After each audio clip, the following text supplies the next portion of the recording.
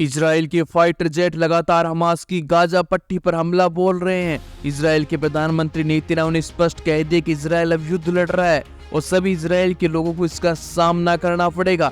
Israel ने अपने देशवासियों के लिए एक एडवाइजरी भी जारी की है, जिसमें खाने पीने के प्रबंध और सावधानी बताई गई है।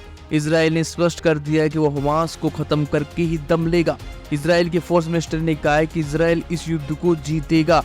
इजराइल जिस पोजीशन में है उस समय उसके मित्र देशों को इजराइल के साथ खड़ा होना आवश्यक है, क्योंकि हमास ने अचानक सुबह जब सभी इजरायली सो रहे थे तब हल्ला बोला और 25 से ज्यादा मिसाइलें दाग दी। लेकिन इसी बीच अमेरिका ने इजराइल को दिखा दिया कि वो इजराइल के साथ खड़ा है, वो भी तन मन और धन से। अमेरिका इजराइल को फुल सपोर्ट कर रहा है। अमेरिका ने इजराइल को अपना सबसे बड़ा घातक हथियार इजराइल को इस वॉर सिचुएशन में इजरायली सेना की मदद के लिए भेज दिया।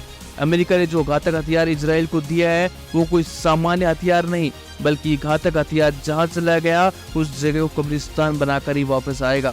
अमेरिका ने इजराइल को जो घातक हथियार दिया है उसका किसी के पास कोई तोड़ नहीं। हम बात कर रहे हैं दोस्तों अमेरिका के B-52 पावरफुल बॉम्बर की, जिसकी रफ्तार 800 किलोमीटर प्रति घंटा से भी ज्यादा है। अमेरिका का B-52 विमान लगातार 16,000 किलोमीटर तक आसमान में बारूद और गोले दागते रहेगा।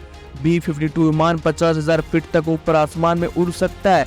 आप यूँ समझ लीजिए, अमेरिका का B-52 विमान अगर हमास की तरफ चला गया तो हमास को तबाह कर देगा। इजरायली सेना गाजा में चरमपंथियों के ठिकानों को ढूंढ कर उन्हें तबाह कर रही है। इजरायली पीएम नेतन्याहू का कहना है कि आने वाले समय में हमास पर इजरायली सैनिकों की तरफ से ऐसी कार्रवाई होगी जिससे मध्य पूर्व का पूरा भौगोलिक नक्शा बदल जाएगा।